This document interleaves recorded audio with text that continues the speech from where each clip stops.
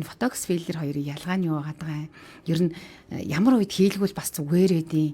За хүмүүс болохоор ботокс филлер би одоо ботоксыг хийлгүүл зүгөөрөө филлерийг хийлгүүл зүгөөрөө гэдэг одоо тухайн хүрчилгээл орж ирдэг байхгүй юу? Үндсэндээ болохоор ботокс филлер хоёулаа өөр үүрэгтэй, өөрөөр одоо бүтэцтэй тийм бодисэдэг гэсэн.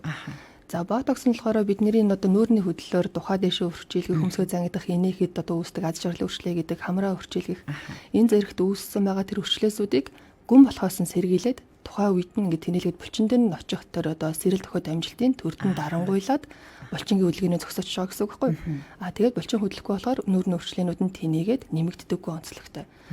Филлер болохоор бүтэц болоод үүргийн хувьд айгүй өөр. Хамрын одоо яг энэ цохны голд байгаа гүн өрчлөөсүүд байдаг байхгүй. Тэрийг бол үнэхээр ботокс тэнэлж дийлэхгүй бол филлерээр яг тэр хэсгийг дүүргэж өгж болно. Хаана хонхорхой байна, хаана одоо хотгор газар байна, тэрийг гой дүүргэж нүүрний хэлбэрийг тэгш харагдуулах байдлаар засаж өгөх байдлаар хийж өгдөг. 90 одоо энэ голоор эмнэг зураас дээрх хүмүүс байдаг шүү дээ. Тэрийг сайхан нэгтгээд өөрийнхөө болгоод эсвэл гурвалжин болгоод нүүрний хэлбэрийг одоо зөв харагдуулах ч байдаг юм уу. Энэ нь одоо физиологийн хонхорхой гэж нэрлэгддэг байхгүй энэ хацарны хоёр тал. Энэ хэсэг нас явах тусам ингээд нүүрхэд улам нэмэгдээд идэг. Тэгээд тэрийг сайхан дүүргээд ирэх юм бол нүүр удаа аюугай хөөрхөн зөв төрхтэй бөмбөр болоод залуу харагддаг жишээ нь. Төгс мэдрэмжийг Сондөр Медэс